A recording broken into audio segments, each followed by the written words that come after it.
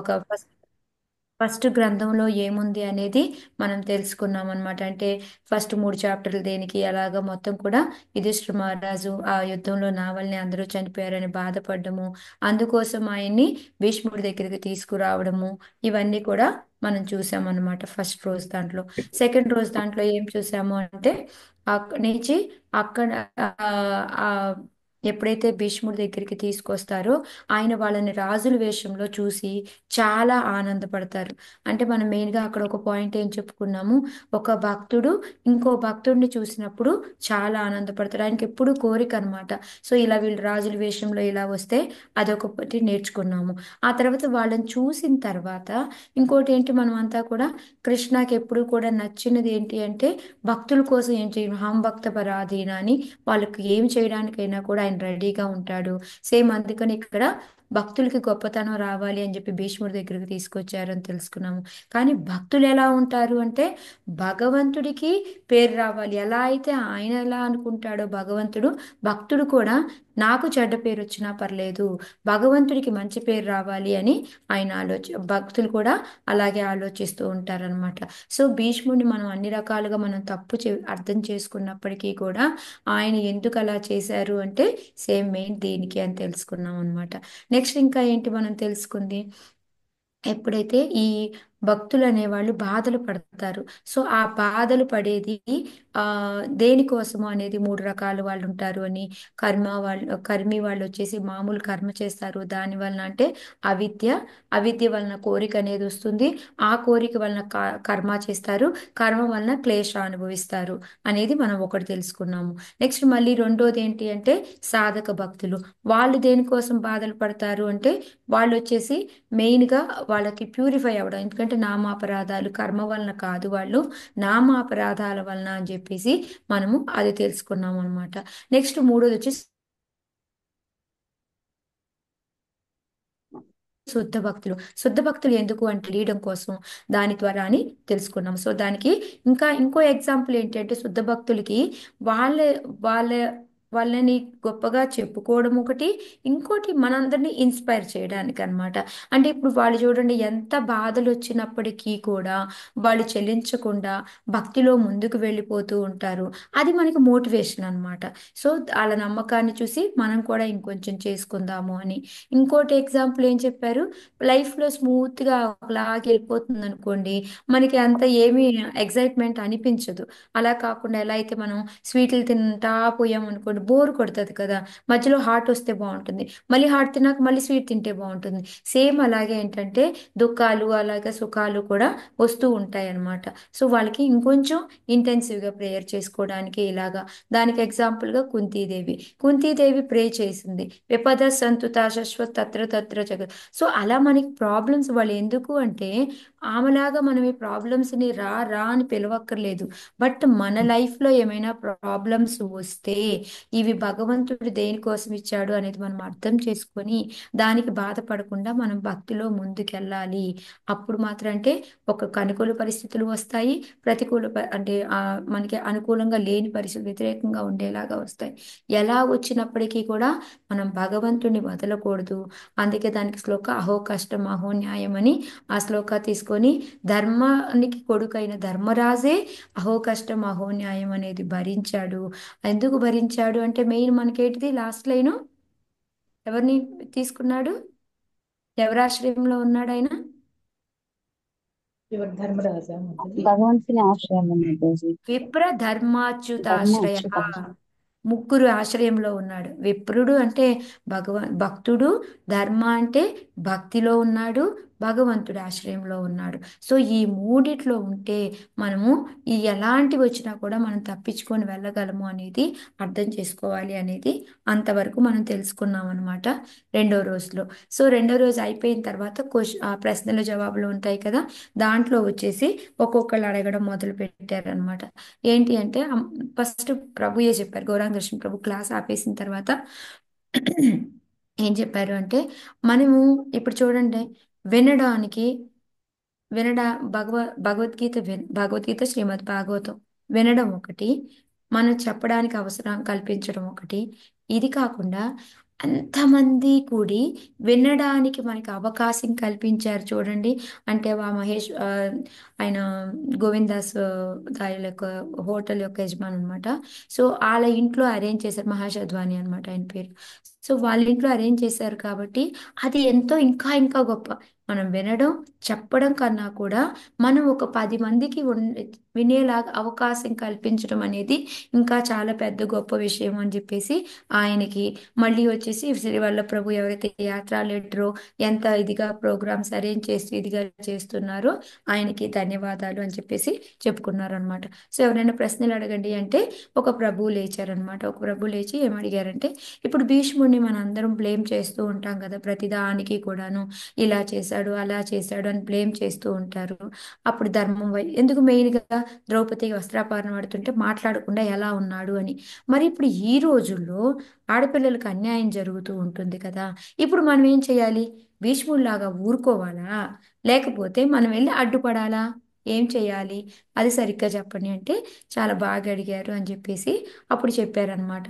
మనం ఏం చేయాలి అంటే, భగవంతుడు కానీ భక్తులు కానీ చేసినవి మనం అనుసరించాలి కానీ అనుకరించకూడదు. నేను మాతాజీ నేను గౌరాంగ దర్శన్ ప్రభులాగా చెప్పాలి అనుకుంటున్నాను అంటే అలాగా ఆయనలాగా చెప్పాలి అనుకోకు, ఆయన చెప్పిన దాన్ని చెప్పేలాగా చూడు అని అన్నారు. సో అక్కడేంటి, నేను అనుసరించాలి, అనుకరించకూడదు. సో అదనమాట మాత చెప్పినట్టు. సో ఆ విధంగా ఏంటంటే, ఇక్కడ భీష్ముడు అంటే ఆయన ఎంతో పెద్ద ఆయన, అదిగాక ఆయనకి తెలుసు కృష్ణుడు వస్తాడు కాపాడతాడు అని.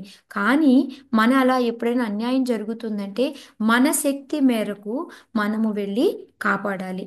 ఎప్పుడైనా సరే అన్యాయం జరుగుతున్నప్పుడు అర్జునుడు చూడండి, భగవద్గీతలో ఏమైంది? యుద్ధం చెయ్యను అని చెప్పాడు. నువ్వు సహించు, నీ భక్తి కోసం వాటి కోసం నువ్వు దేన్నైనా సహించు, కానీ పేషెన్సీతో ఉండు, టాలరేట్ చెయ్యి, అన్నీ చెయ్యి. అదేంటి, సుఖాలు దుఃఖాలు వచ్చినప్పుడు ఇవన్నీ కూడా. కానీ అన్యాయం జరిగినప్పుడు మాత్రం నువ్వు వెళ్ళి పోరాడాలి, నువ్వు యుద్ధం చెయ్యి. అంతేగాని సహించమని చెప్పలేదే అక్కడ భగవంతుడు. సో అలాగ ఏంటి అంటే, మనము మన శక్తికి అంటే, కానీ ఇప్పుడు కృష్ణుడు వచ్చాడు, దొంగతనం చేశాడు, గోవర్ధన పర్వతం ఎత్తాడు అని దేన్ని నేను అనుకరిద్దాము అనేసి అలా కాదు. భగవంతుడు ఏం చెప్పాడు భగవద్గీతలో, దాన్ని మనము అనుసరించడానికి ట్రై చేయాలన్నమాట. అంతేకాని అనుకరణ కాదు అనేది ఇంకోటి. శివుడిది అంతే, ఆయన ఏ విధంగా భక్తిలో ఉన్నాడు, ఎంత టాలరెన్స్ తో ఉండేవాడు, ఇది మనము అనుసరించాలి. కానీ అదే ఆయన విషం తాగడము ఇదన్నీ కూడా అనుకరించకూడదు అనేసి ఈ ఎగ్జాంపుల్స్ చెప్పి మనం ఏం చేయాలి అంటే, మనము మన సాయి శక్తుల అన్యాయం జరిగే దగ్గర వెళ్ళి మనము కాపాడాలి. ఒక స్త్రీకి అన్యాయం జరుగుతుంటే మనం చేయగలిగినంత మన శక్తి మేరకు, మన శక్తికి మించి మళ్ళీ చేయకూడదు అనేసి చెప్పారనమాట దానికి. సో రెండో క్వశ్చన్ వచ్చేసి ఇంకొక ఆయన ఏం అడిగారు అంటే, మరి ఇందాక మనకి చూడండి, ఆ విప్ర ధర్మాచ్యుతాశ్రయ అని చెప్పారు. అంటే భక్తులు భక్తితోటి భగవంతుడి ఆశ్రయంతో ఉండాలి అనేసి. సో ఇప్పుడు అలాంటి సిచ్యుయేషన్ వచ్చినప్పుడు, ఇప్పుడు మనం భక్తులకి సహాయం చేయాలా, భగవంతుడికి సంతోషం అంటే ఏదేమిటారు, సంసిద్ధిర్ హరితోషణం అని ఉంది కదా. అంటే మనం ఏదైనా భగవంతుడి స్మైల్ తెప్పించడమో ఆయన సంతోషం కోసం చేయాలి అంటే ఏం చేయాలి అని అడిగితే, అప్పుడు ప్రభు ఏమన్నారంటే, విప్ర ధర్మాచ్యుతాశ్రయ, అన్నీ చెయ్యాలి, భక్తుల్ని చూసుకోవాలి, భగవంతుడిని చూసుకోవాలి అన్న. ఓకే, హైరార్కీ వచ్చిందనుకో, ఇప్పుడు ఆర్డర్ ఏంటి అని వచ్చిందనుకో, అప్పుడు ఎవరిని ఫస్ట్ తీసుకోవాలి అంటే భక్తుల్ని తీసుకోవాలి. ఎందుకంటారు? ఎందుకంటే భక్తులకి మనం ఏమన్నా సేవ చేస్తేనే అది ఇంకా భగవంతుడికి ఎక్కువ ప్రియం కాబట్టి. సో ఫస్ట్ రెండు, భక్తులు భగవంతుడు రెండు చూడాలి. బట్ ఎప్పుడైనా ఇలా సందిగ్ధం వచ్చింది అంటే మాత్రం ఫస్ట్ భక్తులకు చేసి తర్వాత భగవంతుడి దగ్గరికి వెళ్ళాలి అనేసి చెప్పారనమాట. నెక్స్ట్ వచ్చేసి మూడో క్వశ్చన్, మనకి పోస్ట్ మ్యాన్ స్టోరీ చెప్పారు కదా. అంటే ఇప్పుడు పరిస్థితులకు తగ్గట్టుగా మనం వ్యవహరించాలి. అంతేకాని ఆ పోస్ట్ మ్యాన్ మధ్యలో ఒక మీడియంగా వేరే వాళ్ళతో కాదు, వాళ్ళ ద్వారా మనకి సుఖాలు దుఃఖాలు అనేవి వస్తూ ఉంటాయి. సో దానికి తగ్గట్టు ప్రవర్తించాలి. అది చెప్పడం చాలా తేలిక అనేసి ఒక ప్రభు అడిగారనమాట. ఇది నేను చెప్తాను, క్లాస్లో ఉంటాను, నేను చెప్తాను, అన్నీ చేస్తాను. బట్ కానీ అదే సిచ్యుయేషన్ నాకు జీవితంలో వచ్చింది అనుకోండి, నేను అప్పుడు ఏం చేస్తాను? అప్పుడు నేను ఆ విధంగా వ్యవహరించలేకపోతున్నాను. వాళ్ళని ద్వేషించడము, వాళ్ళని లేకపోతే కొట్టాలన్న కోపం రావడము, ఇవన్నీ జరుగుతున్నాయి కదా! అప్పుడు నేనేం చేయాలా? ఎందుకు అట్లా అవుతుంది? దానికి మనం ఏం చేయాలి అనేసి అడిగారనమాట. సో అప్పుడు ప్రభు ఏం చెప్పారంటే, మన ఏది అన్నీ కూడా మన సాధన కానీ, సేవ కానీ, సంఘ కానీ, స సదాచార కానీ, సాద్వాయనం కానీ, ఈ 5 కూడాను మనం ఇంకా పెంచుకుంటూ పోవాలి. దాన్ని ఓకే ఇక్కడతోట దాన్ని ఎలాగంటే మనము ఏ పరిస్థితుల్లోనైనా సరే దానికి తగ్గట్టు మనం వ్యవహరించేలాగా ఆ స్టేజ్కి వచ్చే వరకు కూడా ఈ సాధన కానీ, సదాచార కానీ, సంఘాన్ని కానీ, మన సేవను కానీ ఇవన్నీ కూడా పెంచుకుంటూ పోవాలి అని చెప్పారనమాట. ఎలాగంటే దానికి ఎగ్జాంపుల్ ఏం చెప్పారు అంటే, ఇప్పుడు ఒక కాలేజీలో మనం ఇంజనీరింగ్ జాయిన్ అవుతాము, ఫైనల్ ఇయర్లోకి వచ్చాము, మనకి క్యాంపస్ ఇంటర్వ్యూలు జరుగుతాయి. క్యాంపస్ ఇంటర్వ్యూలోకి అటెండ్ అవుతాడు, బాగా క్వశ్చన్లు అని చెప్పాడు. లాస్ట్ 15 నిమిషాల్లోకి వచ్చింది, లాస్ట్ క్వశ్చన్ అడిగాడు ప్రశ్న, నాకు గుర్తు లేదు, రాలేదు, గుర్తు రాలేదు, దాన్ని చేయలేకపోయాడు, బయటికి వచ్చేసాడు. బయటకు వచ్చిన తర్వాత 10 నిమిషాలకి ఆ క్వశ్చన్కి ఆన్సర్ గుర్తొచ్చింది. ఓ నాకు గుర్తొచ్చేసింది, నాకు గుర్తొచ్చేసింది అనేసి నేను మళ్ళీ వెళ్ళి చెప్తాను అంటే చెప్పనిస్తారా వాళ్ళు? అబ్బాయికి జాబ్ వస్తుందా? లేదు Mataji, they won't give chance. They won't give chance కదా. సో అందువలన ఇంకా అప్పుడు నువ్వు వ్యవహరించలేదు అంటే ఆ ఛాన్స్ పోయినట్టే. ఓకే. ఇంకోటి ఎగ్జామ్ హాలు. ఎగ్జామ్ హాల్లో పేపర్ అంతా రాస్తా ఉన్నావు, ఆ క్వశ్చన్లకు ఆన్సర్లు గుర్తు రాలేదు, టైం అప్ అయిపోయింది, పేపర్ తీసేసుకున్నారు. ఇంకా బయటకు వచ్చిన వెంటనే ఓ నాకు మొత్తం ఆన్సర్లు గుర్తొచ్చేసినాయి అనేసి పరిగెత్తుకుంటా వెళ్ళి నేను పేపర్ తీసుకొని రాస్తాను అంటే లేదు, నువ్వు ఫెయిల్ అయిపోయావు. ఓకే. ఇది ఒకటి ఫస్ట్ పద్ధతి. అంటే మనం ప్రాంప్ట్గా దానికి తగ్గట్టు మనము ప్రవర్తించాలి. అది వచ్చే వరకు కూడా మన సాధన ఇవన్నీ ఇంకా ఇంకా చదవడం కానీ, వినడం కానీ, సేవ చేసుకోవడం కానీ ఇవన్నీ కూడా పెంచుకోవాలి. ఓకే. అది ఒక పద్ధతి, బెస్ట్ పద్ధతి అది. ఓకే. అది అవ్వలేదు. ఇప్పుడు ఓకే, ఈ తప్పు జరిగిపోయింది. రెండో ఇంటర్వ్యూ వచ్చింది. రెండో ఇంటర్వ్యూలో దీన్ని గుర్తుపెట్టుకొని కొంచెం ఆలోచించి ఆన్సర్లు చెప్పడము, సో దానికి తగ్గట్టు మళ్ళీ వ్యవహరించాలి. లేకుండా మళ్ళీ అదే మిస్టేక్ చేసామనుకో, అప్పుడు ఇంకా యూజ్ లేదు కదా. సో ఇదేంటంటే మనల్ని మనం ఇంప్రూవ్ చేసుకుంటూ పోవాలి. అది మెయిన్గా చెప్పారనమాట. సో మనం ఈ 5 ఏవైతే ఉన్నాయో వాటిని మనం ఇంకా ఇంకా ఇంకా మనం ఇంకా పెంచుకుంటూ పోయి మనం భక్తిలో ఒక ఏమంటారు దానికి తగ్గట్టు వ్యవహరించేలాగంటే ఇంకా మనకి సెకండ్ థాట్ అనేది రాకూడదు. ఇంక ఇదే థాట్ అన్నమాట. ఇది వచ్చిందా ఓకే, భగవంతుడు ఉన్నాడు చూసుకుంటాడు, ఆయనే ఎందుకో చేశాడంటే శుద్ధ భక్తులకు కూడా ఇలా వస్తూ ఉంటుంది అనుకుంటూ మనము తత్తేను కంపాంస సమీక్షమాను ఈ శ్లోకాలన్నీ గుర్తు తెచ్చుకుంటూ మనం ముందుకు పోవాలన్నమాట. అగ్రేషన్ అనేది రాకూడదు అనమాట. అది చెప్పారనమాట. సో నెక్స్ట్ వచ్చేసి ఇంకొకళ్ళు ఏం క్వశ్చన్ అడిగారు అంటే, ఇప్పుడు ఇందాక మనకి చెప్పారు కదా 3 రకాల వాళ్ళు ఉంటారు. కర్మీస్ ఉంటే వాళ్ళు వచ్చేసి ఆ వాళ్ళ కర్మల వలన బాధలు వస్తాయి అనేసి. భక్తులు ఉన్నారు, సాధక భక్తులు అంటే వాళ్ళకి పవిత్రం చేయడానికి నామప్రాదాల వలన వాళ్ళకి అట్లా కష్టాలు వస్తాయి అని చెప్పారు. శుద్ధ భక్తులు ఉన్నారు అంటే వాళ్ళని గ్లోరిఫికేషన్ చేయడం కోసం, లేకపోతే మనలాంటి వాళ్ళకి ఇన్స్పైర్ చేయడం కోసం అనేసి తెలుసుకున్నాం. మరి కృష్ణుడు కూడా, భగవంతుడు కూడా ఇక్కడికి వస్తాడు, అవతారం తీసుకుంటాడు. మరి ఆయన కష్టాలు పడుతున్నారు కదా, మరి దాన్ని ఏమని చెప్పాలి అని అడిగారు అనమాట వాళ్ళు. అడిగితే అప్పుడు దానికి ప్రభు ఏం చెప్పారంటే, జన్మ కర్మ చ మే దివ్యం యా యో వేత్తి తత్వతః. భగవంతుడి యొక్క జన్మ కర్మ అన్నీ కూడా దివ్యం. ఆయన మనలాగా బాధపడుతున్నట్టు అనిపిస్తుంది కానీ ఆయన బాధపడ్డ యాక్చువల్గా అది ఆయన లేదు, ఆయనకి స్పిరిచువల్ బాడీ అని చెప్పుకుంటాం కదా. సో అందుకొని చెప్పారనమాట. ఆయన ఓ రాముడిలాగా, కృష్ణుడిలాగా అలా వచ్చేసి ఎన్నో రకమైన అంటే ఇప్పుడు గోవర్ధన పర్వతం ఎత్తడం అంటే అలాంటి కొంచెం కొంచెం సూపర్ హ్యూమన్ యాక్టర్స్ అంటాం కదా, అద్భుతమైన కర్మలు, అద్భుతమైన కాదు దాన్ని అమోఘమైన కర్మలు అనాలో ఏదో తెలియదు. సో అలాంటివన్నీ కూడా చేస్తాడనమాట. ఎందుకు అద్భుత చేస్తాడు? కర్మణం అని అంటారు. అద్భుత అద్భుతం. కర్మణం అని అంతేనా అంటారు. మాతాజీ? కాదు మాతాజీ, సూపర్ హ్యూమన్ యాక్టివిటీస్కి ఇంకో పదం ఉంది మాతాజీ.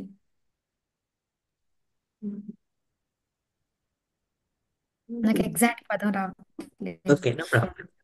ఓకే.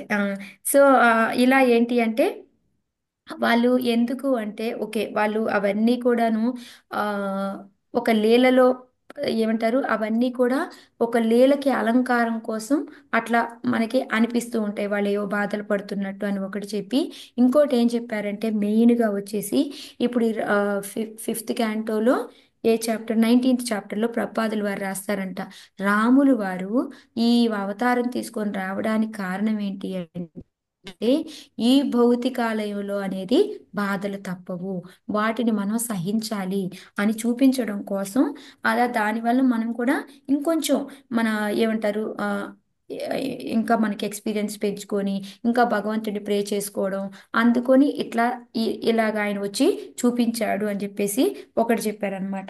ఇంకోటి అంటే ఎలాంటి వాళ్ళమైనా మనం సఫర్ అనేది తప్పదు, మన భక్తిని మనం పెంచుకోవాలి అనేది.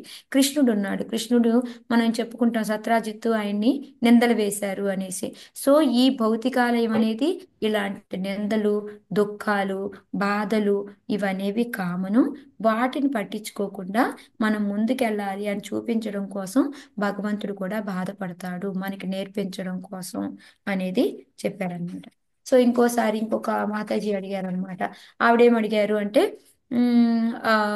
ఒక మనకి చూడండి భగవంత్ మనం ఒక కాన్షియస్తో కానీ, అంటే మనం ఆ, ఏమంటారు మాతాజీ, కాన్షియస్ అన్కాన్షియస్ అనుకోకుండా లేకపోతే అనుకోని కానీ మనం భగవంతుడి యొక్క నామం జపించాము అంటే మనల్ని అది భగవంతుడి దగ్గరికి చేరుస్తుంది అనేసి దానికి శ్లోకం చెప్పారనమాట.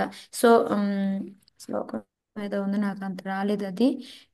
శోభం హేళనం హేవ వైకుంఠనామ గ్రహణం అంటే అది ఏదో ఒకలాగా హేళనగా కూడా మనము భగవంతుడి యొక్క నామం చెప్పాము అంటే భగవంతుడి యొక్క గృహానికి మనం చేరగలుగుతాము అనేసి దాని మీనింగ్ అన్నమాట. సో మరి ఇప్పుడేమో మీరేం చెప్తున్నారు, భక్తులకి ప్రాబ్లం వచ్చాయి అంటే అది నామ ప్యూరిఫికేషన్ కోసం అనేసి ఇలా అని చెప్తున్నారు కదా, మరి ఇప్పుడు ఎలా తీసుకోవాలి దీన్ని? ఓకే, ఒకటేమో మనం ఊరికే చెప్పినా మనం భగవంతుడి దగ్గరికి వెళ్ళిపోతామన్నారు, ఇక్కడేమో భక్తులు కూడా ప్యూరిఫికేషన్ కోసం బాధలు పడతారు అని చెప్తున్నారు. సో ఈ రెండు శ్లోకాలను బట్టి ఎలా తీసుకోవాలి అంటే అప్పుడు ప్రభు ఏంటంటే ఈ శోభనం హేళనం ఏవే అనేసి శ్లోక, దానికి శోభం హేళనం ఏవ వైకుంఠ ద్వార కారణం ఈ శ్లోక చెప్పి దీనికి ఆపోజిట్గా ఇంకో శ్లోక ఉంది చైతన్య చరితామృతాలు అని చెప్పేసి చెప్పారనమాట. బహుజన్మకరే ఎది శ్రవణ కీర్తన, బహుజన్మకరే ఎది శ్రవణ, ఎన్ని జన్మలు ఎత్తినా మనం శ్రవణ కీర్తన చేస్తున్నప్పటికీ కూడా తబుత నాపాయ కృష్ణ పదే ప్రేమధన, అయినప్పటికీ కూడా ఎన్ని జన్మల నుంచి మనము శ్రవణ కీర్తన చేస్తున్నప్పటికీ కూడా కృష్ణ పదే ప్రేమ ధన, మనం ఎప్పటికీ కూడా ఆ కృష్ణ ప్రేమని పొందలేము అని చెప్పారు. మరి దీనికి ఫుల్గా ఆపోజిట్ ఉంది ఈ శ్లోక, మరి ఎలా ఇది కాంట్రవర్సీయా? ఇది కాదు. సో ప్రభు ఏం చెప్పారు అంటే ఇప్పుడు ఈ ఫస్ట్ శ్లోక ఏదైతే ఉందో మనకి కాన్షియస్గా అన్కాన్షియస్గా మనం చాంటింగ్ చేసాము అంటే అది మనకి ప్రొటెక్షన్ అనమాట. ఎలాగా? ఈ నరక లోకాలకని అంటే మనం ఏదో ఒక విధంగా భగవంతుడి యొక్క నామం తీసుకున్నాము అంటే దాని ద్వారా మనకి నరక లోకాలకు అనేది వెళ్ళము, అది గ్యారంటీ, అది 100% గ్యారంటీ. ఎలాగ మనకి ఎక్కువగా ఎవరు ఎగ్జాంపుల్ చెప్తాము? అజామిలా ఎగ్జాంపుల్ చెప్తాము. సో అజామిలాకి ఏమిటి, విష్ణుదూతలు వస్తారు, అలాని డైరెక్ట్గా ఆయన్ని వైష్ణులోకం తీసుకెళ్ళిపోయారు, వైకుంఠం తీసుకెళ్లారా? తీసుకెళ్లేదు. ఆయన మళ్ళీ ఎక్కడికి వెళ్ళాడు? మనందరికీ తెలుసు ఎక్కడికి వెళ్ళాడు, హరిద్వార్ వెళ్ళాడు. హిమాలయ మాతాజీ. హరిద్వార్ వెళ్ళాడు మాతాజీ, హరిద్వార్. హరిద్వార్ ఆ, వెళ్ళి ఆ. 12 సంవత్సరాలు ఆయన మళ్ళీ నామజపం సీరియస్గా చేస్తాడనమాట. అప్పుడు తర్వాత ఆయన వైకుంఠం వెళ్తాడు, అంతేకాని ఇది అవదనమాట. కానీ ఇప్పుడు ఇందాక కృష్ణ ప్రేమ ఆ, రాదు అని చెప్పి చెప్తున్నారు కదా, దాని మీనింగ్ ఏంటి అంటే మనం ఎన్ని జన్మలు ఎంతగా కాన్షియస్గా చేసినప్పటికీ కూడా మనకి భగవంతుడి యొక్క కృష్ణ ప్రేమ దొరకడం అనేది కష్టము అనేది.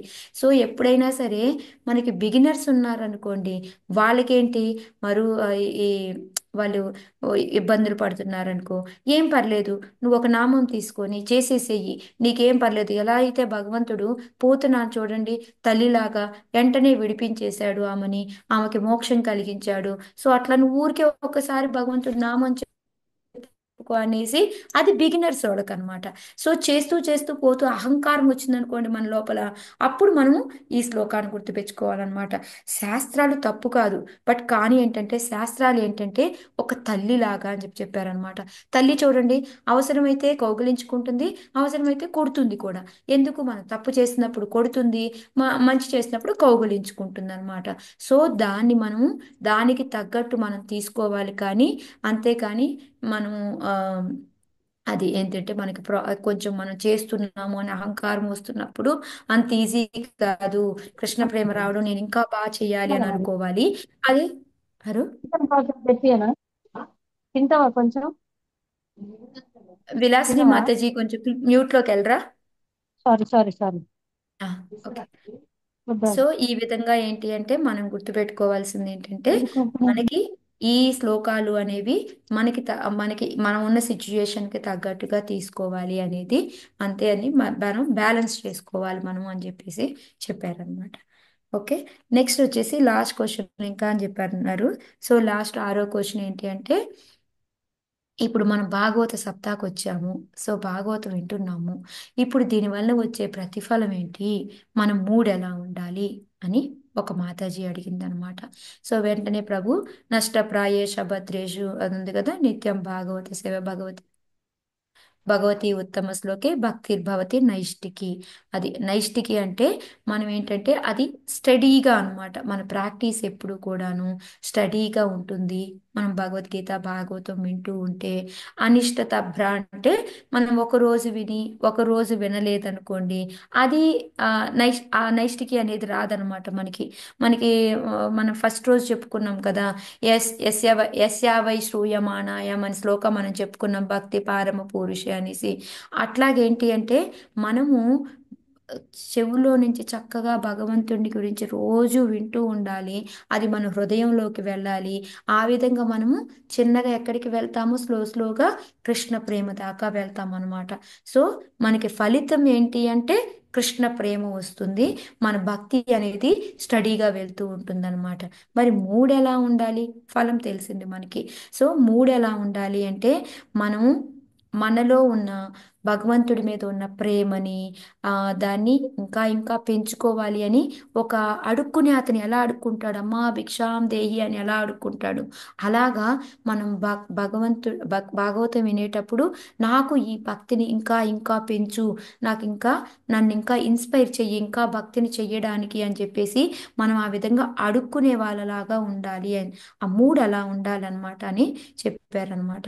సో అందుకే అలా చేసుకుంటూ పోతే మనం ఏంటంటే ఆ సాధన అనేది ఇంకా ఇంకా మనకి ముందుకెళ్తూ ఉంటుంది.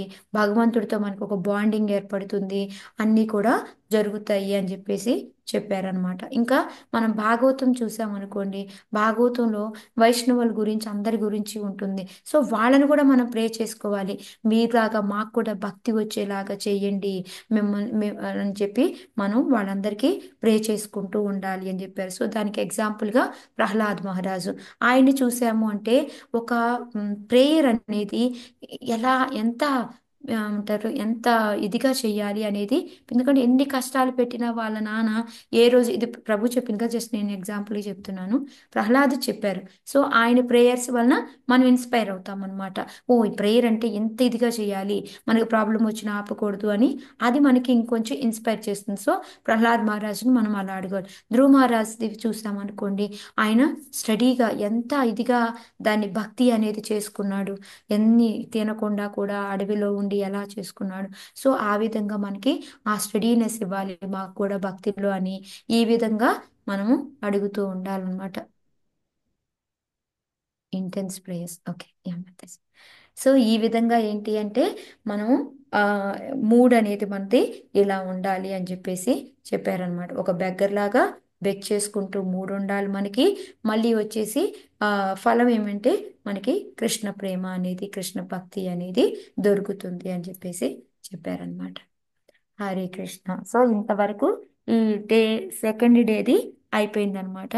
సో థర్డ్ డేది మనం ఇవాళ స్టార్ట్ చేస్తాం. సో మనకి వచ్చేసి ఓన్లీ అహో కష్టం అహో న్యాయం శ్లోక ఒక్కటే మనకి అయ్యింది ఇప్పటి వరకు. సో ఇంకా ఈ రోజు ఏంటంటే 13 నుంచి మిగతా శ్లోకాలన్నీ కవర్ చేసి స్థుతిలో కూడా ఎంటర్ అవుతారు. బట్ మనం చూద్దాం మనకి ఎంత టైం ఉంది అనేది దాన్ని బట్టి.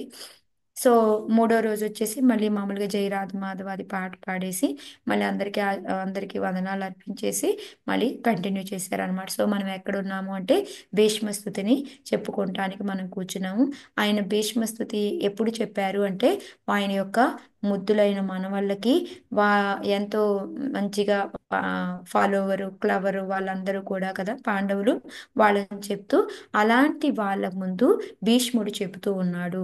సో దాని గురించి మనం ఇప్పుడు చెప్పుకుంటున్నాము అని చెప్పారనమాట. సో మళ్ళీ వచ్చేసి కొంచెం బ్యాక్ దానిలాగా యుధిష్ఠిర మహారాజు ఇలాగే వందలు వేల మంది సోల్జర్స్ నా వల్లనే చనిపోయారు. నేను ఎన్ని యజ్ఞాలు చేసినా అశ్వమేధ యజ్ఞ రాజసూయ యజ్ఞ ఎన్ని చేసినా కూడా నేను పాపాల నుండి బయటపడలేను అనేసి ఆయన ఎంతోగా దుఃఖంతో ఉన్నాడు, మరుస్తూ ఉన్నాడు, చాలా గిల్టీగా ఫీల్ అవుతూ ఉన్నాడు. ఇలా అనేసి చెప్పేటప్పుడు కూడా అప్పటికి కృష్ణ కానీ వ్యాసదేవు దౌమ్య వీళ్ళందరూ కూడా ఆయన్ని కన్విన్స్ చేయాలి అని ఎంతో విధంగా ట్రై చేస్తారు. అయినప్పటికీ కూడా ఆయన ఒప్పుకోడు అనమాట. అప్పుడు లాస్ట్లో ఎక్కడైతే కురుక్షేత్రం దగ్గర భీష్ముడు ఉన్నాడో ఆయన దగ్గరికి తీసుకెళ్తాడు. అక్కడ ఎలా ఉన్నాడు భీష్ముడు? అంపశయ్య మీద ఉన్నాడు అనమాట. ఆయన ఏ ఒక్క అవయం కూడా కదలట్లేదు, ఒక్క నాలుక తప్ప ఇంకా ఏదీ లేదు. సో వాళ్ళందరినీ సాదరంగా నవ్వుతూ వాళ్ళని లోపలికి ఆహ్వానిస్తాడు. ఆహ్వానించి అక్కడ అందరూ కూడా పెద్ద పెద్ద వాళ్ళందరూ వచ్చారు. వాళ్ళ శిష్యులతో పాటు వాళ్ళందరూ వచ్చి కృష్ణుడు అందరూ కూడా అక్కడ ఉన్నారు. వాళ్ళందరూ కూడా వచ్చి అందరూ కూర్చొని ఉన్నారు. సో వాళ్ళ ముందు ఇప్పుడు భీష్ముడు యుధిష్ఠిరుడికి చెప్తూ ఉన్నాడు అనమాట. ఏ విధంగా ఓదార్చాడు అంటే నిన్న మనం చూసాం అహో కష్టం అహో న్యాయం శ్లోకంతో మనం చూసామన్నమాట. తర్వాత ఆ శ్లోక గుర్తుంది కదా అని ఒకసారి శ్లోకాన్ని కూడా పాడమన్నారు అందరే. సో మనం ఏంటి 3 రకాల ఆశ్రయాలు తీసుకుంటే మనం ఈ కష్టం అన్యాయం అనేది భరించగలుగుతాము. అదేంటి అంటే భక్తులు, భక్తి, భగవాను. సో వీళ్ళని 3 ఆశ్రయంలో ఉంటే కంపల్సరీ వస్తాము అని. తర్వాత 3 రకాల భక్తులు, 3 రకాల బాధలు ఉంటాయి అనేసి. భక్తులు పడే బాధలు అందరు ఎవరు పడే అయినా 3 రకాలు అవి మనకు తెలుసు. ఆది భౌతిక, ఆది దైవిక, ఆధ్యాత్మిక అని. అవంటే ఏంటి అనేది కూడా చెప్పారనమాట. ఆది దైవిక అంటే దేవతలతో వచ్చేవి అని, ఆది భౌతిక అంటే వేరే వాళ్ళతో, ఆధ్యాత్మిక అంటే మన మైండ్ మన ద్వారా మనం బాధపడేయి అని చెప్పేసి చెప్పారనమాట. కాకపోతే ఈ శుద్ధ భక్తులు అనే వాళ్ళు ఉన్నారు అంటే ఎలాంటి బాధలు వచ్చినప్పటికీ కూడా కష్టాలు వచ్చినప్పటికీ కూడా వాళ్ళు దాన్ని దాటుకొని ముందుకు ఎలా వెళ్ళాలా అనేది వాళ్ళు ట్రై చేస్తూ ఉంటారనమాట. అది మనం ఫస్ట్ డే చెప్పుకున్నాం. వాళ్ళు తాపత్రయోన్మూలనం అనేసి శ్లోకాన్ని కూడా మనం చెప్పుకున్నాం అనమాట. సో ఆ విధంగా వాళ్ళు ఏంటి అంటే ఏ మాత్రం వాళ్ళకి బాధలు వచ్చినప్పటికీ కూడా వాళ్ళు దానికి ఏ మాత్రం చెల్లించకుండా వాళ్ళు మనకి ధర్మ ప్రోత్సకైత గోత్ర అది వచ్చింది కదా తాపత్రయోన్మూలనం. సో ఆ విధంగా వాళ్ళు అదంతా గుర్తు తెచ్చుకుంటూ ఆందోళన చెందడం కానీ బాధ చెందడం కానీ ఏమీ లేకుండా భగవంతుడే ఉన్నాడు, ఆయనే నన్ను కాపాడుతాడు, ఆయన్నే నమ్ముకొని ఉన్నాను అని చెప్పేసి ఎన్ని రకాల ఒడ్డంకులు మన పైకి కిందకి మనకి అప్ అండ్ డౌన్స్ ఎన్నో వస్తూ ఉంటాయి మన జీవితంలో. సో వాటన్నిటి వలన అస్సలు బాధపడకుండా వాళ్ళు ముందుకెళ్తూ ఉంటారనమాట. వాళ్ళు ఏంటి అంటే కృష్ణ ఉన్నాడు ఇక్కడ, ఆయన కాపాడుతాడు. సో అది పిల్లల క్లాసులో ఏంటంటే ఆ రోజే ప్రభు చెప్పారంట. ఏంటి అంటే కృష్ణ అంటే ఆయన హరి అని కూడా అంటాం కదా. సో హరి ఏంటి అంటే ఎందుకు ఆయనకి హరి అని వచ్చిందంటే ఆయన దొంగలిస్తూ ఉంటాడు. బటర్ ఆ పాలకు సంబంధించినవి అన్నీ కూడా దొంగలిస్తూ ఉంటాడు. అదే విధంగా మనలో ఉన్న డిఫికల్టీస్ మనకు వచ్చే బాధల్ని అన్నిటినీ కూడా ఆయన దొంగలించుకొని తీసుకెళ్ళిపోతాడు అని చెప్పేసి చెప్పారనమాట. సో అదే విధంగా ప్రచేతాస ఏంటంటే వాళ్ళు ఒక ప్రేయర్ చేస్తారనమాట. నమో నమ క్లేశ వినాశాయ అనేసి శ్లోక ఉంటుంది. ఆ శ్లోకాన్ని చెప్పేశారనమాట. చెప్పేసి అసలు మనకి బాధలు ఎందుకు వస్తాయి నిన్న క్లాస్లో మనం చెప్పుకున్నాం కుంతి స్థుతిలోది. ఎవరికైనా గుర్తుందా శ్లోక? భవేస్మిన్ మాతాజీ ఇష్యమాన యా అవిద్య భవేస్మిన్ కామ ఇష్యమాన. కర్మ విధి మాతాజీ. ఎస్ మా అంటే అవిద్య అవిద్య వల్ల వలన కోరిక వల్ల వస్తుందని చెప్పారు. కరెక్ట్. అదే ఆ శ్లోకాన్ని మళ్ళీ కూడా చెప్పారనమాట. భవేస్మిన్ క్లిష్టమాన విద్యా కామ కర్మభిః అనేసి ఆ శ్లోకాన్ని మళ్ళీ చెప్పేసి మనకి ఆ విద్య అంటే ఏంటి అంటే మనం భగవంతుడి యొక్క దాసులమి, మనం భగవంతుడి అంశలము అనేది మర్చిపోయి నేను హిందూని, నేను ఆ, ఈ భారతీయురాల్ని, అమెరికన్ని ఇట్లా అనుకుంటూ ఉంటాము. మనం గుర్తుపెట్టుకోవాల్సింది మర్చిపోయి గుర్తు పెట్టుకోకూడదని మనం గుర్తు పెట్టుకుంటూ మనం ఉంటున్నాం కాబట్టి దాని వలన మనము ఆ కోరికలు అనేవి కలుగుతాయి. ఆ కోరికల వలన మనం పనులు చేస్తాము. దాని వలన మనకి కష్టాలు వస్తాయి. కానీ ఇక్కడ వీళ్ళు ప్రచేతాస్ ఏం చెప్తున్నారు? నమో నమ క్లేశ వినాశనాయ, అంటే ఈ క్లేశాలని తొలగించేవాడు అని చెప్పేసి అక్కడ పెట్టి సో ఆ క్లేశాలని తొలగించేవాడు అనేసి చెప్తూ ఉన్నారనమాట. సో మనకి ఈ విద్య అనేది ఏంటి అంటే మెయిన్గా మనకి మనం ఏమనుకుంటాం, విద్య అంటే ఈ భౌతికంగా నేర్చుకునేది, దీన్ని మనం విద్య అనుకుంటాము. కానీ అసలు విద్య ఏంటంటే భగవంతుడి యొక్క నామ రూప గుణ లీలల గురించి మనం తెలుసుకునేదే అసలైన విద్య అనేది అని ప్రభు చెప్పారనమాట. సో దాన్ని మనం ఏ విధంగా పెంపొందించుకుంటాము అంటే మనం ప్రాక్టీస్ అన్నమాట. ఏం ప్రాక్టీస్ చేయాలి? భక్తి యోగా అనేది ఎప్పుడైతే మనం ప్రాక్టీస్ చేస్తూ ఉంటామో అప్పుడు మనకి ఈ జ్ఞానము వైరాగ్యం అనేవి వస్తాయి. దానికి శ్లోక ఏముంది? వాసుదేవే భగవతి భక్తి యోగ ప్రయోజిత జనయత్యాశు వైరాగ్యం జ్ఞానంచ యథాహైతుకం. అంటే భక్తి వలన మనకి ఏంటి అవుతుంది? జ్ఞానము వైరాగ్యం అనేవి కలుగుతాయి. అవి ఆటోమేటిక్గా భక్తితో వచ్చేవన్నమాట.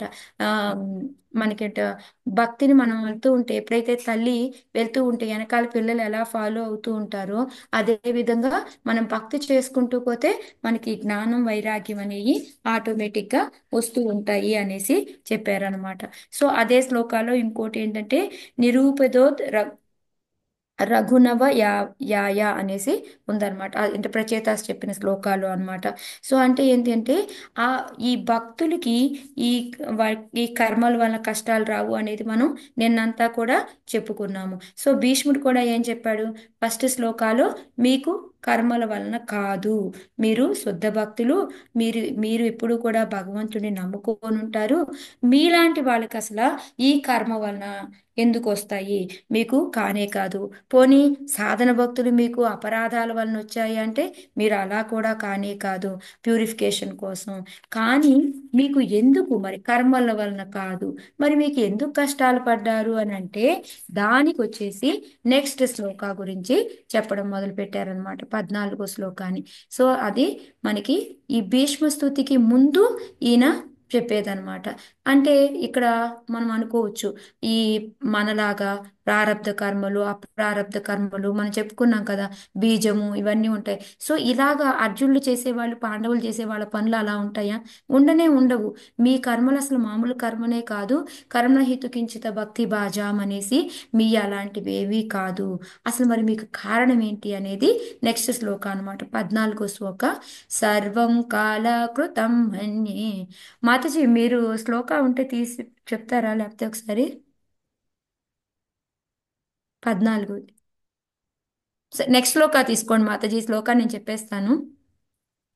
సర్వం కాలకృతం మన్యే భవతాంచ యద ప్రియం సపాలో యద్వశే లోకే వాయోరివ ఘనావళిః.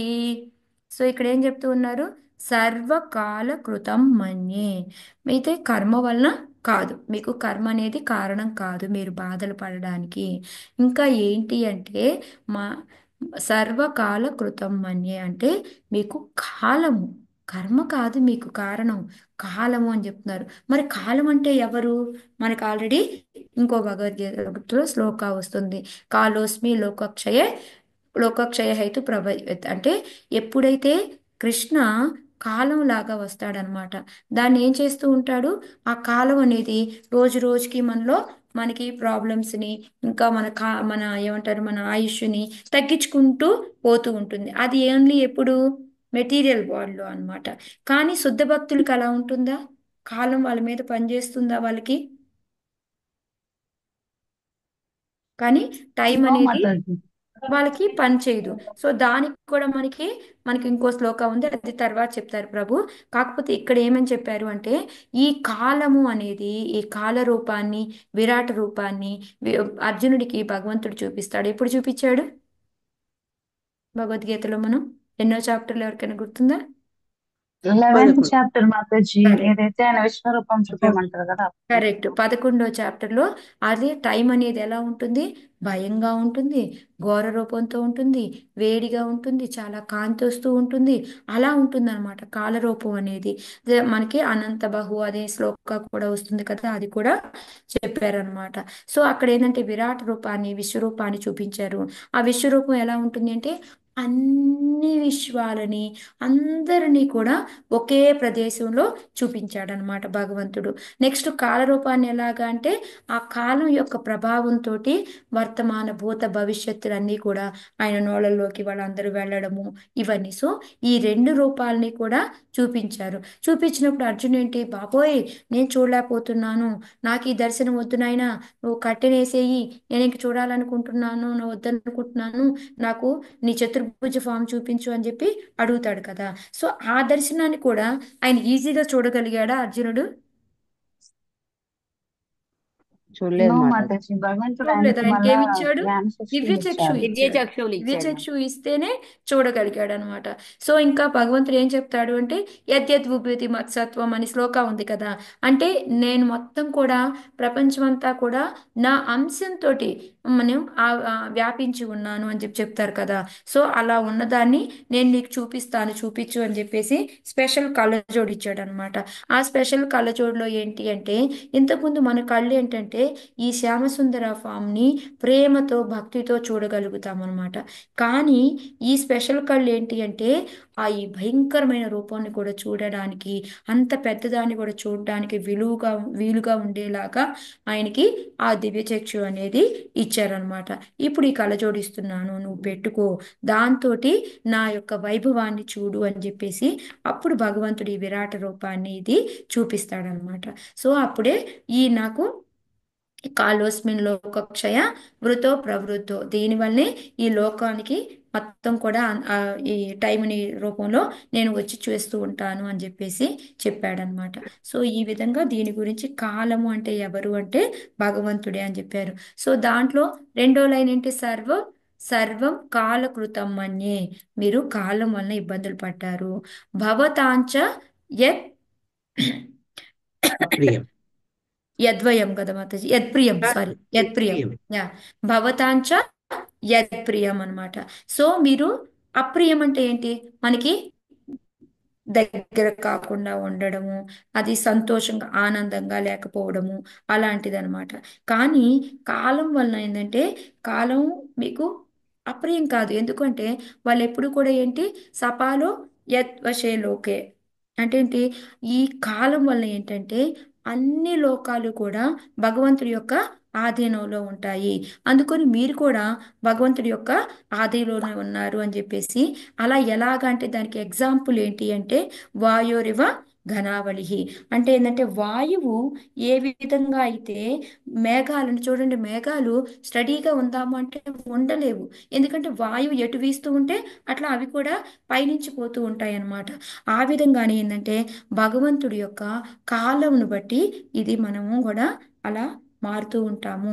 మనం ఉందాము అన్నా కూడా మనకి స్వతంత్రం అనేది ఉండదు అని చెప్పేసి మనం డిసైడ్ చేసుకొని, ఇప్పుడు మేఘాలు డిసైడ్ చేసుకుని, అబ్బా ఈ కొండలు చాలా బాగున్నాయి, ఈ ఇల్లు చాలా బాగుంది, నేను ఇక్కడే ఆగిపోతాను, నేను ఇంకా వెళ్ళను అంటే కుదరదు. అది గాలి ఎటు వీస్తూ ఉంటే వాయువుతో పాటు పోతూనే ఉండాలి. అలాగే మనం కూడా ఏంటంటే కాలం ప్రకారంగా మనకి జరుగుతూ ఉంటుందన్నమాట. సో అది చెప్పారనమాట ప్రభు. చెప్పి ఇంకా దానికి ఎగ్జాంపుల్గా ఏం చెప్పుకొచ్చారు అంటే, మనం కూడా ఆ కాలంతో పాటు వెళ్ళిపోతూ ఉండాలి అని చెప్పేసి. మనకి ఈ 12th క్యాంటోనేనా ఎక్కడో భూదేవి మధ్య వచ్చేసి ప్రే చేస్తుంది అనమాట. ఆమె వచ్చి ఏం చేస్తుంది, ఆమె చెప్తుంది ఏంట, ఆ బాధపడుతూ చెప్తుందంట, ఒక 100 ఏళ్ల క్రితం ఒక రాజు వస్తాడు. ఒక రాజు వచ్చి ఏమంటాడు, ఈ ఈ భూమి నాది అంటాడు. ఆ తర్వాత ఇంకో కొన్నేళ్ళకి వచ్చేసి ఇంకో రాజు వచ్చేసి లేదు లేదు ఇది నాది అంటాడు. ఇంకొక ఎందుకు, ఆ ముందాయన ఏమైపోయాడు, చనిపోయాడు. సో తర్వాత ఇంకొక ఆ, 20-30 సంవత్సరాలు అయ్యేటప్పటికి, 3 దశాబ్దాలు అలా జరిగేటప్పటికి ఏమవుతుంది, మళ్ళీ ఇంకొక అతను వస్తాడు, వచ్చి ఈ భూమి నాది అంటాడు. ఏం చేస్తాడు, ఆ ముందు రాజుని ఓడించడము, లేకపోతే దొంగిలించుకొని తీసుకోవడం, ఏదో తీసుకొని ఇది నాది అంటాడు. అలా ఎప్పుడు చూసినా ఎవరో ఒకళ్ళు నాది నాది అనడమే కానీ స్వతంత్రంగా ఫుల్లుగా ఒకరి దగ్గరే ఉంటుందా ఈ భూమి నాది అని చెప్పడానికి. ఇప్పుడు మనది, మన తర్వాత మన పిల్లలు చెప్తారు, మన పిల్లల తర్వాత వాళ్ళ దగ్గర నుంచి ఎవరైనా కొనుక్కున్నారు అనుకోండి, వాళ్ళు నాది అంటారు. సో ఇలా ఏంటంటే ఇది ఏ రాజు కూడా మొత్తంగా ఇది నాది అనడానికి లేదు. అది మారుతూ ఉంటుంది అనమాట. ఎవరు పాలిస్తూ ఉంటే వాళ్ళని చెప్తూ ఉంటారు, అది తర్వాత మారుతూ ఉంటుందన్నమాట. కానీ అలా యజమాని ఫుల్లుగా ఎవరు అంటే ఓన్లీ భగవంతుడు ఒక్కడే. ఆయనే అసలైన యజమాని, యాక్చువల్ ఓనరు. ఆయన మాత్రం ఎప్పుడూ ఇది నాదే అని చెప్పుకుంటారు. ఎలాగా, భోక్తారాం యజ్ఞ తపసాం సర్వలోక మహేశ్వరం సుహృదం సర్వభూతానం నాత్మామాం శాంతి మృచ్చతి. ఈ శ్లోక చెప్పి ఆయనే భోక్త అన్నమాట. సో ఇది మనకి మెయిన్గా మనం గుర్తుపెట్టుకోవాల్సింది ఏంటంటే, మనం అనుకుంటాము ఇది మనది అని, కానీ అసలు భోక్త ఎవరు అంటే, అసలు ఓనర్ ఎవరు అంటే అది భగవంతుడిది. మన దగ్గర ఎంత డబ్బులున్నా, ఎంత పొలం ఉన్నా, ఎంత మిలీనియర్ కోట్లాధికారులు ఎంత అయినప్పటికీ కూడా మనం చనిపోయేటప్పుడు మనతో పాటు ఏమీ తీసుకెళ్ళలేము. అన్ని కూడా మనం ఇక్కడ వదిలేసి వెళ్ళాల్సిందే. అది మనకి తెలుసు. అయినా సరే మనం ఏం చేస్తూ ఉంటాము, అయినా అది దాని మీదే మాత్రం ఆశలు పెట్టుకుంటూ ఉంటాం. ఆటలాడుతాం. అయినా సరే మనం దాని మీదే ఆశలు ఎక్కువ పెట్టుకొని ఉంటాం అనమాట. ఇంకోటి ఏంటి అంటే, మళ్ళీ వచ్చేసి ఇప్పుడు చూడండి, ఎంతో పెద్ద ధనవంతులు ఉంటారు. వాళ్ళు ఈ లైఫ్లోనే బిచ్చగాళ్ళుగా మారిపోవడం కూడా ఎంతో కష్టపడి సంపాదిస్తారు, అంతా అవుతుంది. కానీ అనుకోని పరిస్థితుల్లో వాళ్ళు లేనోళ్ళుగా బిచ్చగాళ్ళుగా మారటం కూడా ఒకే జీవితంలో జరుగుతూ ఉంటాయి అన్నమాట. సో అలాగే మనకి ఈ విధంగా ఏంటంటే, ప్రభు ఏం చెప్పారంటే దానికి ఎగ్జాంపుల్గా అవంతి బ్రాహ్మణ స్టోరీ చెప్పారనమాట. అంటే ఎక్కువ ఏం చెప్పలేదు. ఆయన ఎంతో కష్టపడి మంచి రాజుగా ఉంటాడు. కానీ ఆ తర్వాత ఏమవుతుంది, కొన్ని రోజులకి ఆయన మొత్తం హెల్త్ వెల్త్ అంతా కూడా పాడైపోతుంది. రిలేటివ్స్ బంధువులు అందరూ కూడా వదిలేస్తారనమాట అతన్ని. వదిలేస్తే ఇక అప్పుడు ఓన్లీ భగవంతుడే నాకు దిక్కు అనేసి భగవంతుడి యొక్క శరణు చూసుకుంటాడనమాట. సో అలాగేంటి అంటే, ఒక్కొక్కసారి మనకి ఈ డబ్బులు ఇవన్నీ కూడా మనకి ఏమైనా ఆటంకం కలిగించాయి అనుకోండి, అవి భగవంతుడు తీసేసుకుంటూ ఉంటాడు. కానీ మనం గనక ఒక మంచి స్టేజ్కి వచ్చేసి, అంటే ఈ డబ్బులు కానీ అందం కానీ ఇవన్నీ కూడా ఏవి కూడా మనకి భక్తిలో ముందుకి వెళ్ళనీయకుండా ఆటంకాలు కాలేదు అనుకోండి, మనం వాటిని పెద్ద లెక్క చేయకుండా భక్తినే మనం ప్రిఫరెన్స్ ఇచ్చి దానికే ముందెళ్తున్నాం అనుకోండి, అప్పుడు అవి మనకి ఇంకా ఇంకా ఇస్తూ ఉంటాడనమాట. సో మనకి మెయిన్గా మనం అర్థం చేసుకోవాల్సింది ఏంటి అంటే, మనము ఏ విధంగా ఉన్నామో దాన్ని బట్టి మనకి అది అడ్డంకు అనుకుంటే దాన్ని భగవంతుడు తీసేసుకుంటాడు అని చెప్పేసి చెప్పారనమాట. సో అలాంటి ఎప్పుడు ఏంటంటే, ఇది భక్తులు అనేవాళ్ళు వాళ్ళు అర్థం చేసుకుంటారనమాట దీన్ని. అంటే మనకి భగవంతుడు దేనికోసం ఇది చేశాడు అనేది అర్థం చేసుకొని వాళ్ళు దానికి సుఖ దుఃఖాలు వచ్చినా కూడా, ఒక ఏంటారు ఉన్నవాళ్ళుగా ఉన్న, ఏమీ లేకపోయినా కూడా ఎప్పుడు కూడా భగవంతుడి మీదే ఆధారపడి ఉంటారు, భక్తిలోనే ఉంటారు అన్నమాట. సో భక్తులు అనేవాళ్ళు, శుద్ధ భక్తులు అనేవాళ్ళు అలా ఉంటారు. కాబట్టి మీకు కాలం వలనైతే ఈ ఇబ్బందులు రావు. ఎందుకంటే కాలంతో వచ్చే వాటికి మీరు అసలు ఏమి జడవరు, మీరు భగవంతుడినే ఎప్పుడూ నమ్ముకొని ఉంటారు అనేసి. సో ఫస్ట్ శ్లోకాలో కర్మ రూల్ అవుట్ అయిపోయింది. ఇప్పుడు ఈ శ్లోకాలో కాలం వలన అనుకుంటే కాలం కూడా రూల్ అవుట్ అయిపోయింది. ఎందుకంటే వాళ్ళకి భక్తులు, వాళ్ళకి తెలుసు. సో వాళ్ళు ఎప్పుడు భగవంతుడి మీద ఆధారపడి ఉంటారు అనేది చెప్పారనమాట ఇక్కడ. సో దీనిలో ఇంకా మెయిన్గా మనం నేర్చుకోవాల్సిన పాయింట్ ఏంటి అంటే, కాలం అందరి మీద ఒకేలా పనిచేస్తుందా? మరి చూసాం కదా, మనందరమే ముసలోళ్ళం అయిపోతాం, ఏజ్ పెరుగుతూ ఉంటుంది, తెల్ల జుట్టు వస్తుంది, శరీరంలో ముడతలు వస్తూ ఉంటాయి. ఇవన్నీ కూడా అన్నీ కూడా అందరికీ ఒకేలాగా ఎఫెక్ట్ అనేది ఉంటుందన్నమాట. కానీ ప్రభు ఏం చెప్పారంటే లేదు, ఇవన్నీ భౌతికమైనవి. కానీ మనకి భక్తుల మీద ఈ కాల ప్రభావం అనేది ఉండదు అని చెప్పడానికి ఆయుర్హరతి వైపుంసం ఉద్యన్నస్తంచ అన్నసవ అనే శ్లోకం ఉంది కదా మనకి. దాన్ని అదేం నేను చెప్పలేదు ఈ శ్లోకాన్ని, నేను చెప్పలేదు. భక్తుల మీద ఈ కాల ప్రభావం ఉండదు అనేది ఎవరు చెప్పారు అంటే సూత గోస్వామి ఈ శ్లోకాలు చెప్పారు అని చెప్పేసి ఈ శ్లోకాన్ని చెప్తారనమాట. చెప్పి ఏమన్నారు అంటే అది ఏంటి, ఆయుర్హరతి వైపుంసం అంటే సూర్యుడు ఉదయించడం అస్తమించడం అలా ఉంటే ఒక మామూలుగా ఉండే మామూలుగా ఉన్న మనుషులకి ఏమవుతుంది, మనకి ఒక డే మన జీవితంలో తగ్గిపోతుంది. అంటే మనం ఆ, చనిపోవడానికి దగ్గరకు వస్తున్నట్టు అనమాట మనకి. ఉదయం సూర్యుడు అది. అదే గనక మామూలుగా భక్తులు ఉన్నారనుకోండి, ఎవరైతే భగవద్గీత భాగవతం ఇవన్నీ వింటా ఉంటారో వాళ్ళందరికీ ఏంటి అంటే వాళ్ళకి భగవంతుడికి దగ్గరికి వెళ్తున్నట్టు వాళ్ళకి రోజులు తగ్గిపోతున్నట్టు కాదు. అంటే వాళ్ళు చనిపోవడానికి దగ్గరికి వస్తున్నట్టు కాదు. వాళ్ళకి ఏమవుతుంది, వాళ్ళు ఇంకా ఇంకా భగవంతుడికి దగ్గరికి వెళ్తున్నట్టు అని చెప్పేసి చెప్పారనమాట.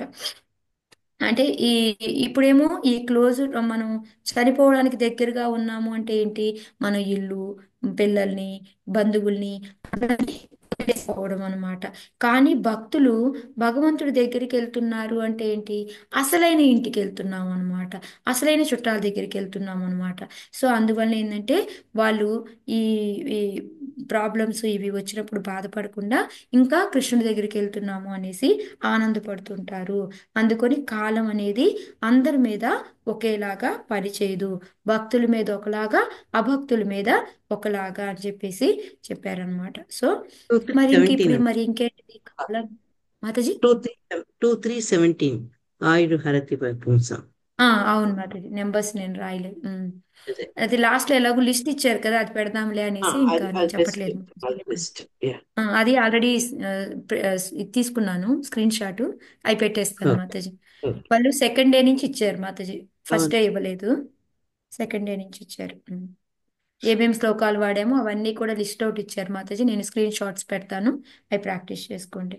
సో ఇప్పుడు ఇంకా మరి ఏంటిది కారణము అంటే మూడో శ్లోకం అనమాట మాతాజీ. 15వ శ్లోక చెప్తారా? యా. ఉమ్. यत्र धर्मसुतो राजा गदापाणिर्वृकोदरः कृष्णो स्त्री गाण्डीवं चापं कृष्णस्ततो विपत्.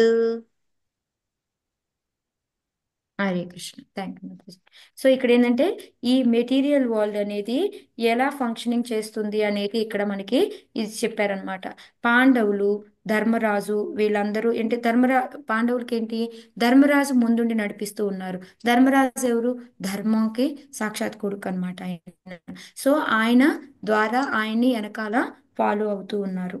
ఎత్ర ధర్మో సుతో రాజా అంటే ధర్మం ధర్మం యొక్క కొడుకు ధర్మరాజు వెనకాల వీళ్ళు వెళ్తూ ఉన్నారు. నెక్స్ట్ ఇంకా ఎవరున్నారు వీళ్ళ దగ్గర, గదాపాణి వృకోదరహ, ఎవరు, గద భీముడు అనమాట. వృకోదరహ అంటే మనకు తెలుసు భీముడు. సో అలాగా అంత పవర్ఫుల్ గా ఉన్న ధృతరాష్ట్రుడి యొక్క 100 మంది కొడుకుల్ని చంపి బకాసురుడిని, హిడంబాని వీళ్ళందరినీ కూడా ఆయన ఎంత ఈజీగానో చంపేశాడు. అలాంటి భీముడు కూడా మీ దగ్గర ఉన్నాడు. ఇంకా ఇంకోటి ఏం చెప్తున్నారు, కృష్ణోస్త్రీ గాంధీవం చాపం. కృష్ణ అంటే ఇక్కడ కృష్ణ అని కాదు, అర్జునుడికి కూడా అప్పుడప్పుడు కృష్ణ అని చెప్తారని చెప్పుకుంటాం కదా మనం. సో కృష్ణోస్త్రీ గాంధీవం చాపం, గాంధీవం ధరించిన అర్జునుడు ఎంత గొప్పవాడు అనేది చెప్పారనమాట. ఆయన ద్రోణాచార్యుడికి ఎంతో ప్రియమైన శిష్యుడు, ఎంతో శక్తిమంతుడు. ద్రోణాచార్యుడు వాళ్ళ కొడుకి కూడా అశ్వత్థామకు కూడా చెప్పని ఎన్నో శస్త్రాలని ఆయనకి నేర్పుతాడనమాట, అర్జునుడికి నేర్పుతాడనమాట. అంత ప్రియమైన శిష్యుడు.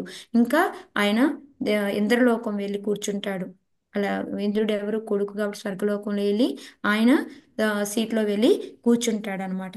ఇంకా వచ్చేసి అప్పుడే ఊర్వశి వచ్చి ఏమడుగుతుంది, నాకు నువ్వు ఎంతో నచ్చావు, నీతో నేను అనుభవించాలనుకుంటున్నాను అని అడుగుతుంది. అప్పుడు ఏం చెప్తాడు, అమ్మా తల్లి, నువ్వు నాకు తల్లి లాంటి దానివి, నేను నీతో ఆ పని చేయలేను అని చెప్పేసి అంటే అంత అందమైన వాళ్ళు వచ్చి అడిగినప్పటికీ కూడా ఆయన ఏమంటారు, ఆయన యొక్క సెన్సెస్ని కానీ ఇంద్రియాలని కానీ యా.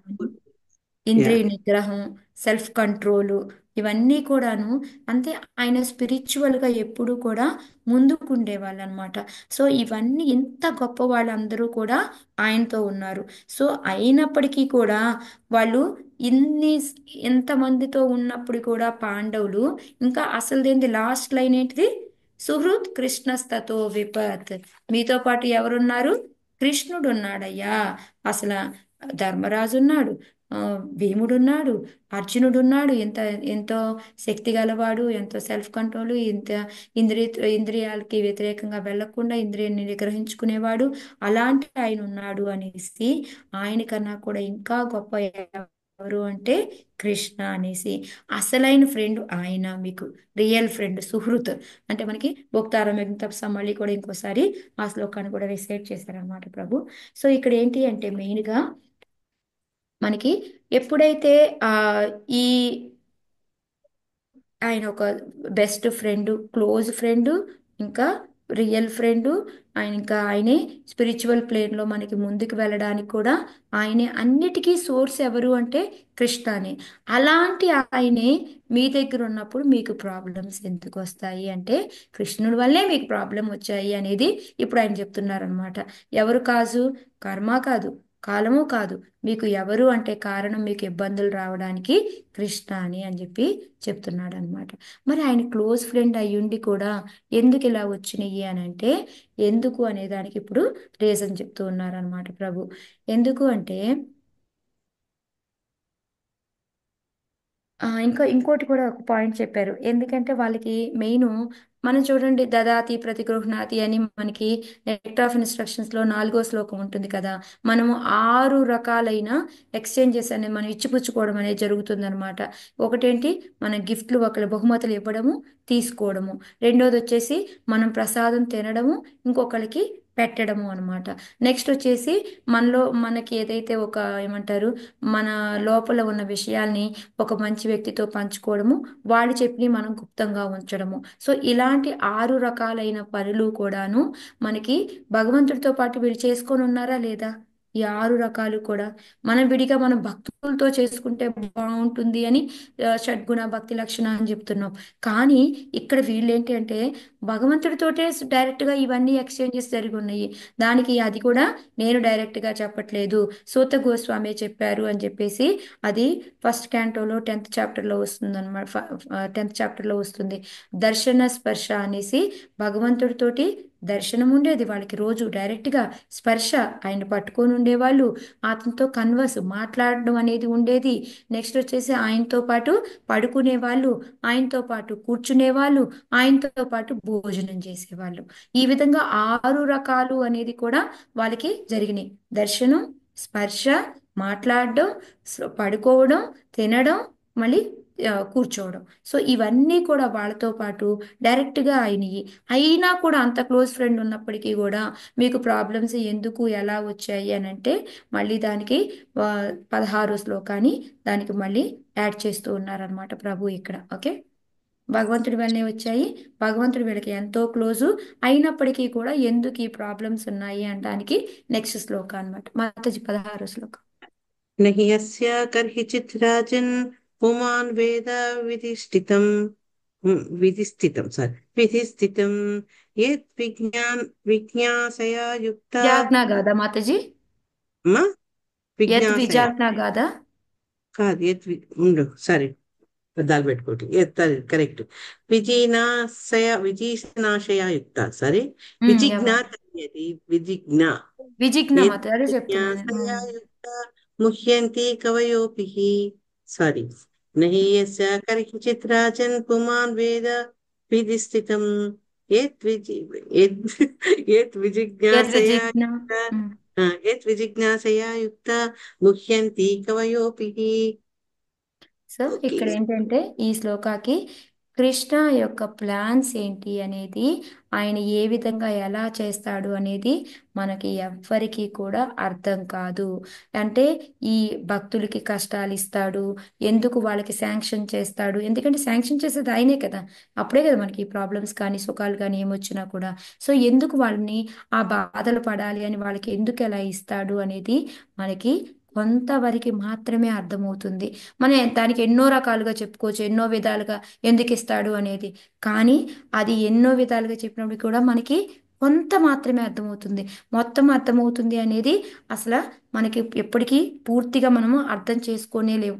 మన ఇంతకుముందు నాకు ఒకసారి గుర్తుంది, ప్రసన్నలక్ష్మి కూడా ఇప్పుడు ఎందుకు భగవంతుడు ఇలా ఇస్తాడు అని అడుగుతుంది. నాకు అదే గుర్తొచ్చింది ఇది వింటున్నప్పుడు నాకు. సో ఎందుకు అంటే అది మనము అర్థం చేసుకోవడం అనేది చాలా అంత ఈజీ కాదు, చాలా కష్టం అనమాట. పూ కొంతవరకు మేబీ అర్థం చేసుకోగలుగుతాము, బట్ పూర్తిగా అనేది అర్థమే కాదు అని చెప్పేసి చెప్తూ ఉన్నారు. సో దానికి మనం ఇంతకు ముందు క్లాస్లో మనం చెప్పుకున్నాము రెండు రీజన్స్ శుద్ధ భక్తులు ఎందుకు కష్టపడతారు అనడానికి.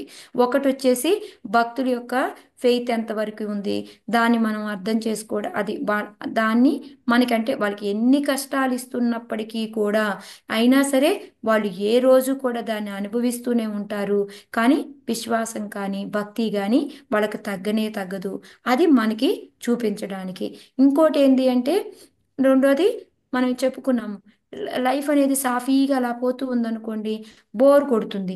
ఒక యాంగ్జైట్మెంట్ అనేది ఉండదు లైఫ్లో, ఏదో నిస్తారంగా పోతూ ఉంటుందన్నమాట. ఎలాగా స్వీట్స్ చెప్పుకున్నాం కదా, అన్ని రకాల స్వీట్లు తింటూ ఉంటే ఉంటుంది, ఏం బోర్గా ఉంటుంది. అదే మధ్యలో ఎవరైనా వచ్చి ఒక హార్ట్ ఇచ్చారనుకో బాగుంటుంది, దాని తర్వాత మళ్ళీ హార్ట్లే తిన్నా బాగోదు, మళ్ళీ స్వీట్ తింటే బాగుంటుంది అనమాట.